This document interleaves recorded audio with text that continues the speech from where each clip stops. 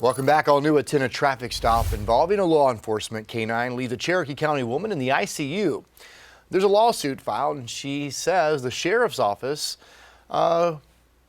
she could have been killed.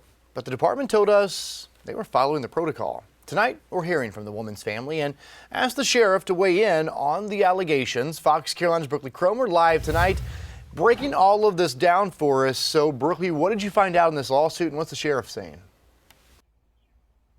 Well, we dug into this 19-page lawsuit filed on behalf of Shakita Holmes, outlining those grisly details she says she experienced during a traffic stop in Cherokee County. The sheriff says deputies did everything they were trained to do and only released a K-9 after she ran. Now, we do want to warn you, the pictures we're about to show are graphic.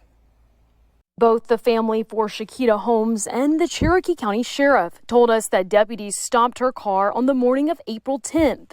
But what followed next is heading to an upstate court.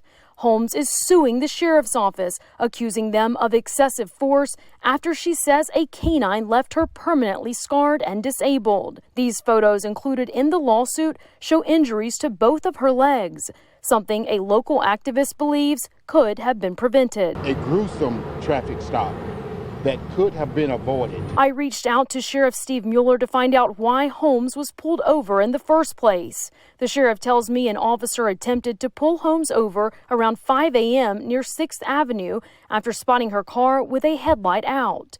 Mueller says she failed to stop for blue lights, then wrecked her car into a power pole on Chandler Drive, about 2 miles away. He says the officer directed her to stay in the car, but she got out and ran. And that's when he says they deployed a K-9. The lawsuit says the deputy involved did not warn Holmes that a dog would be used to restrain her. And once they released the K-9, she ran away to escape serious injury. Looking at these gruesome pictures of how bad they bit her, and no officers, according to these records, tried to stop the dogs, and there she laid on the ground. The lawsuit states after the dog bit her right calf off, the dog was encouraged to bite the calf off her other leg as torture. But Sheriff Mueller says as the deputy got the K-9 off of her, she got up and took off on foot again, and they had to deploy the K-9 twice. Even if she did run, which I don't know, I can't say, it ain't nowhere for her to go. It's not a wooded area, it's an open area, so it ain't like she was gonna be hiding and ducking and dodging where a dog couldn't find her. It's open. It ain't no woods, it ain't none of that right there. So all that was just extra excess for them.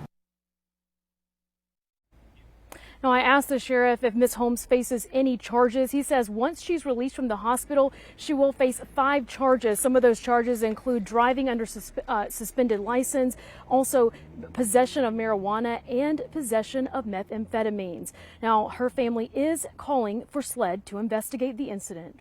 Reporting live in Greenville County, Brooklyn Cromer, Fox Carolina, the 10 o'clock news.